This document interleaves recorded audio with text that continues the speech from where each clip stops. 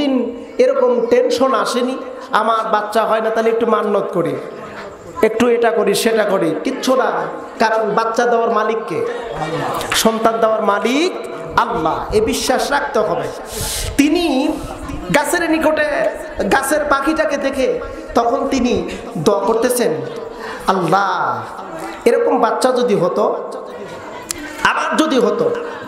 আমার যদি বাচ্চা হতো, তাহলে আমি বাচ্চাটাকে বাইতুল মাকদাসের খাদেম, বাইতুল মাকদাস এই যে জেরুজালেমের বাইতুল মাকদাস নিয়ে যে ইসরায়েলরা হামলা করতেছে, এই বাইতুল মাকদাসের খাদেম বানায় দেবো। মান্নত করলেন, ভালো করে বুঝবেন, মান্নত। বাচ্চা হওয়ার পূর্বেই তিনি মান্নত করলেন, আল্লাহ তুমি যদি আমার পেটে বাচ্চা দাও, এই বাচ্চাটাকে আমি বাইতুল মাকদাসের খাদেম বানাবো। আমাদের বর্তমান দেশের অবস্থা কি দেখেন, সন্তান যদি হয়, কোন সন্তানকে নিয়ে আমরা কখনো আখিরাতের চিন্তা আমরা করি না। না করার পিছনে অনেকগুলো কারণ আছে। সামাজিক ব্যাধি, শিক্ষা একটা ব্যাধি, তৃতীয় নাম্বার হলো সহচর্চা একটা ব্যাধি, চতুর্থ নাম্বার হলো রাষ্ট্রীয় একটা ব্যাধি। যে কথাটা আল্লাহ পাক রব্বুল আলামিন কোরআনুল কারীমের ভিতর বললেন, ইয ক্বালাত ইমরাতু ইমরান রব্বি ইন্নী নাযারতু লাকা মা ফি বাতনি মুহাররারান ফাতাকাব্বাল মিন্নী ইন্নাকা আনতাস সামিউল আলিম। আল্লাহ আমার পেটে যদি একটা সন্তান দাও, মান্নত করলাম বাইতুল মাকদাসের খাদেম আমি বানায় দেব। আল্লাহ পাক কি বললেন দেখেন, আল্লাহ পাক রব্বুল আলামিন বললেন, অতঃপর আমি কবুল করে নিলাম, মান্নত পছন্দ হয়েছে, তাই বন্দা নারীর পেটে আমি আল্লাহ পাক সন্তান দিয়ে দিলাম। জোরে কন্যা সুবহানাল্লাহ। হান্না বিনতে ফাকুজের পেটে সন্তান আসলো। অতঃপর আল্লাহ পাক রব্বুল আলামিন বলেন, ফালাম্মা ওয়াদাআতাহা ক্বালাত রাব্বি ইন্নী ওয়াদাআতুহা উনসা আল্লাহু আ'লামু বিমা ওয়াদাআত ওয়া লাইসা আয-যাকারু কাল উনসা ওয়া ইন্নী সাম্মাইতুহা মারইয়াম ওয়া ইন্নী উঈদুহা বিকাম ওয়া যুররিয়াতাহা মিনাশ শাইতানির রাজীম। অতঃপর সন্তান ডেলিভারি হয়ে গেল। হান্না বিনতে ফাকুজ মান্নত করেছে, মান্নত পূরণ করা কিন্তু ওয়াজিব। যদি কোনো ব্যক্তি মান্নত করে, মান্নত পূরণ করা কিন্তু ওয়াজিব, তবে হারাম মান্নত পূরণ করা ওয়াজিব না। যদি কোনো ব্যক্তি পূরণ করে, তাহলে আরো বড় গুনাহ হবে। হান্না বিনতে ফাকুজ সন্তান হয়েছে পেটের ভিতর থেকে, ডেলিভারি হয়ে গেল, ডেলিভারি হয়ে গেছে। ক্বালা তিনি বললেন, রব্বি ইন্নী ওয়াদাআতুহা উনসা, আল্লাহ আমি তো সন্তান জন্ম দিলাম, কিন্তু সন্তানটা হলো কন্যা সন্তান, মানে মেয়ে সন্তান। আল্লাহ বাইতুল মাকদাসের খাদেম মহিলা কেমনে হবে, এটা তো আমার বুঝে আসে না। কথাটা ভালো করে বুঝবেন।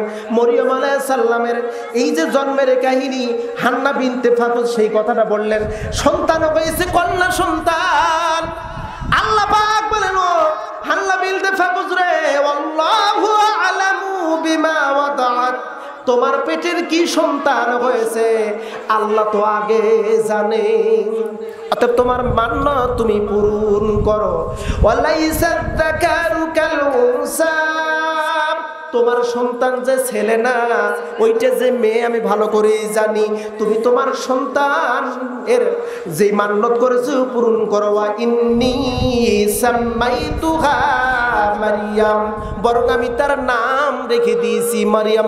আল্লাহ নিজের নাম রাখলো মারিয়াম। জোরে কন্যা সুবহানাল্লাহ।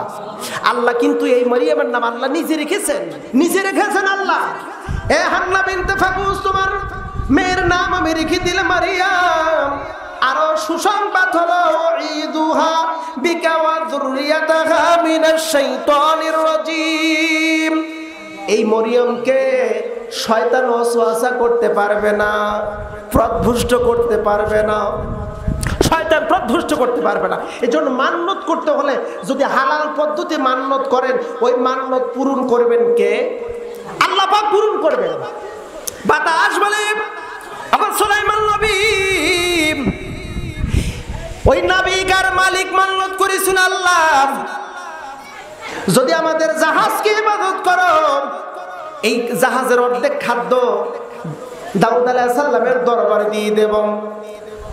সেই জন্য আল্লাহ পাক রব্বুল আলামিন আমি বাতাসকে বলল, বাতাসে এই বৃদ্ধা মহিলার ময়দার পুটলিটা লাও, আর যেখান দিয়ে পানি জাহাজে ওঠে ছিদ্রর কাছে ময়দাটা ধরো। ও নবী সুলাইমান, আমি আল্লাহর হুকুম মতে আমি বাতাস বৃদ্ধা মহিলার ময়দার পুটলি নিলাম আর জাহাজের ছিদ্র জায়গায় ধরলাম, জাহাজ নিরাপদ হয়ে গেল।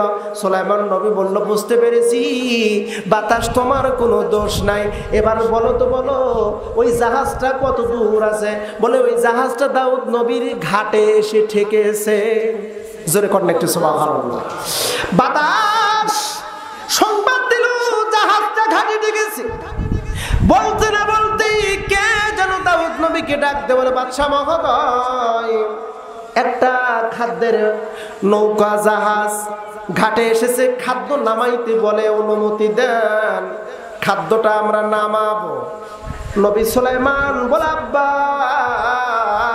এমন হুকুম আপনি দিবেন না, কারণ যার ময়দা দিয়ে নৌকা হেফাজত হয়েছে এই খাদ্যের মালিক আর কেউ নাই, বৃদ্ধা মহিলা। জোরে কন্যা সুবহানাল্লাহ। এই বৃদ্ধা মহিলাই হলো খাদ্যের মালিক। নবী সুলাইমানকে আল্লাহ পাক রব্বুল আলামিন এতটাই জ্ঞান প্রজ্ঞা দিয়েছিলেন, ছোট্ট বালক। দুইজন মহিলা আসলো দাউদ নবীর কাছে, দুইজন মহিলা আসলো, দুইজন বিচার দাবি করতেছে। দুইজন মহিলা বাদী হলো দাউদ নবীর কাছে, দুইজন মহিলা দাবি হলো একটা সন্তান। জোরবন কয়টা সন্তান? এক সন্তান। দাবি হলো দুই মহিলার, দুই মহিলা বলতে সন্তান আমার, এ বলে আমার, ও বলে আমার, দুইজন বলে আমার সন্তান, কিন্তু সন্তান হলো একটা। লক্ষ্য করে দেখা গেল ভাইজান, কিতাবের মধ্যে আসছে যার কোলে সন্তান, যার কোলে সন্তান আর একজনের কোলে সন্তান নাই, ওই মহিলাটাও দাবি করে, আর একজন বলে দাবি করে, দুইজনই দাবি করতেছে। দাউদ নবী বিচারের রায় দিয়ে দিয়েছে, যার কোলে সন্তান সেই হলো সন্তানের মা। দাউদ নবী রায় দিয়ে দিল। আসলে দাউদ নবীর এখানে বিচারের তার কোনো ত্রুটি হয়নি, না হওয়ার কারণ হলো সম্পদ যার আয়াতে সেই সম্পদের মালিক ওই হিসাব মতে আইন মতে হয় সে। কথাটা ভালো করে বুঝবেন, সম্পদ যার আয়াতে ওই সম্পদের হিসাব আইন অনুযায়ী সেই হয় মালিক। দাউদ নবী রায় দিয়ে দিল, যার কোলে সন্তান সেই হলো সন্তানের মা। কিন্তু দেখা গেল বিচারের শেষ, ফয়সালা হয়ে গেছে। আর একটা মহিলা সেও দাবি করেছিল সন্তানের, কিন্তু তার পক্ষে তো রায় দিল না, সন্তান একটা। ওই মহিলা হাউ মাউ করে কান্না করে। সুলাইমান নবীর নজরে গেল, আহারে বিচারটা তো ঠিক হয়েছে, আব্বার বিচার তো ঠিক, তারপরও কেন কান্দে? বিচার হবে এমন সুন্দর বিচার, বাদী এবং বিবাদী উভয় যেন সন্তুষ্ট থাকে, এটার নাম হলো আদল ইনসাফ ভিত্তিক বিচার। একজন খুশি হবে আর একজন কাঁদবে, ও বিচার আদল ইনসাফ ভিত্তিক বিচার হয় না। বিচার দুইজনই সন্তুষ্ট থাকতে হবে। সুলাইমান নবী এবার আপিল করেন আব্বাকে। দাউদ নবী কি বলেন, আব্বা বিচার আপনার সঠিক, তবে আমার মতে বিচার মনে হয় একটু তদন্ত করে দেখা যাক। তদন্ত করে দেখলে বিচারটা বুঝি ইনসাফ ভিত্তিক বিচারক হবে। দাউদ নবী বলল, বেটা সুলাইমান, তুমি যেহেতু তদন্তের কথা বলতেছো, এবার দায়িত্ব তুমি নাও, বিচারটা তুমি করো।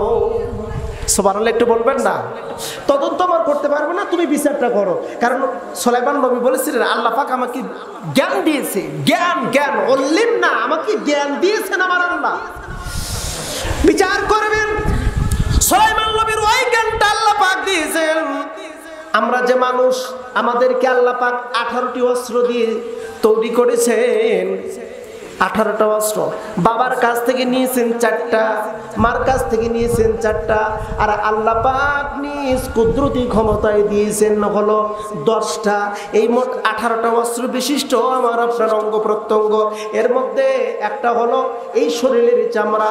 এই চামড়াটা আমার আপনার যে চামড়া, এই চামড়া মায়ের কাছ থেকে নেওয়া হয়েছে।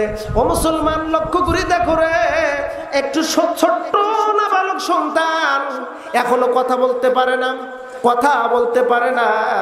ছোট্ট শিশু মায়ের পেট থেকে সবেমাত্র জন্ম নিয়েছে।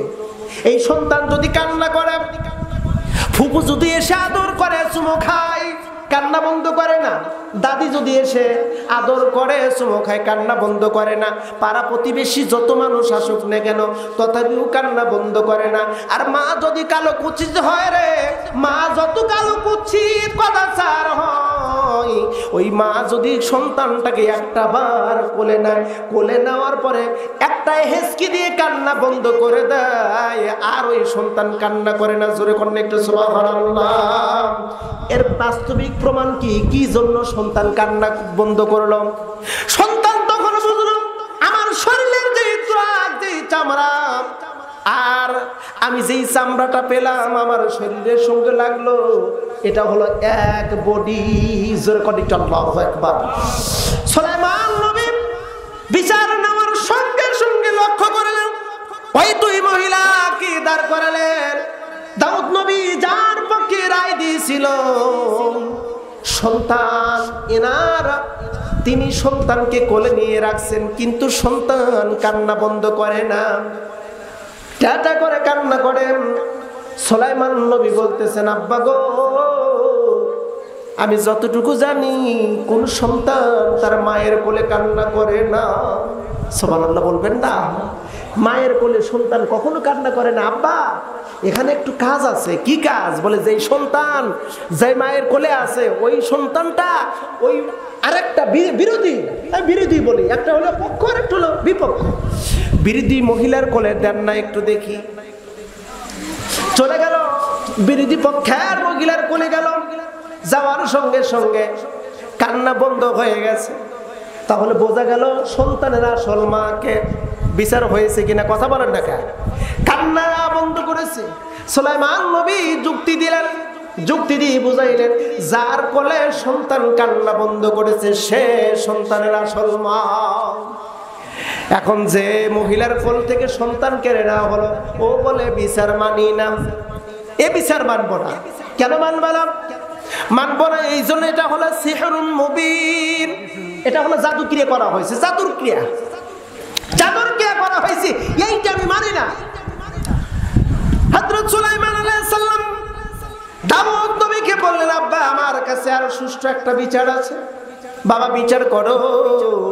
বলে বিচার হলো, আপনি জল্লাদকে আমার কাছে আসতে বলেন, আমার অনুগত্যশীল হতে বলেন, আমি জল্লাদকে যা বলবো জল্লাদ যেন তাই করে। জল্লাদকে পাঠায় দেওয়া হলো, রে জল্লাদ, আমার একটি হুকুম, এই সন্তানটাকে তুমি নাও, আর সন্তানটাকে নেওয়ার পরে দুই টুকরা করো। যেহেতু দুইজন মহিলা, সন্তান একজন, দাবিদার দুইজন, অতএব টুকরার দুই টুকরা করে দুইজনকে দিয়ে দাও। জল্লাদ সন্তানটাকে নিয়ে আসছে, নিয়ে আসার পরে দাউদ নবী লক্ষ্য করে দেখে সুলাইমান হুকুম দিবে, জব করবে। যার কোলে সন্তান কান্না বন্ধ করলো, ওই মহিলা দৌড়ে এসে ছোট্ট বালক সুলাইমানের পা জড়ায় ধরে কান্না করে আর বলে, ও বালক, এটা আমার সন্তান না, এই সন্তানের মা হলো ওইটা। কান্না করে পা জড়ায় ধরে আর বলে, তোমার হুকুম তুলে নাও, জল্লাদ যেন এই সন্তানটাকে টুকরো না করে, তাকে যেন কতল না করে। এটা আমার সন্তান না, ও হলো সন্তানের আসল মা। দাউদ নবী লক্ষ্য করে দেখে আমার ছেলে সুলাইমানের বিচার কত সুন্দর। দাউদ নবী আর দেরি করলেন না, মুহূর্তের ভিতরেই বললেন, বেটা সুলাইমান, তোমার বিচার হয়ে গেছে। যেই মহিলা কান্না করে, অনুনয় বিনয় করে, সন্তানের দীর্ঘ হায়াত কামনা করে, ও হলো সন্তানের আসল মা। আর দেখা গেল আর একজন মহিলা, ওর চোখে এক ফোঁটাও পানি নাই, কান্না তো দূরের কথা। বিচার ফয়সালা হয়ে গেছে। তারপরে ওই মহিলা বিচার মানে না। আল্লাহর নবী সুলাইমান বলল, আব্বাজান, এবার এই মহিলার সঙ্গে আমি তর্ক করব। ঠিক আছে, তুমি তর্ক করো। অনেক লম্বা কথা বলতে গেলে অনেক সময় লাগবে। এ আল্লাহর বান্দি, সত্যি করে বলো, নতুবা কিন্তু তোমার উপর আল্লাহর অভিশাপ হবে। আসল ঘটনা কি? তুমি কি আসলেই সন্তানের মা? বলে না না, আমি আসলে মা না। তাহলে এতক্ষণ অভিনয় করলে কেন? কেন অভিনয় করলে? এইটার জবাব দাও, কি হয়েছে?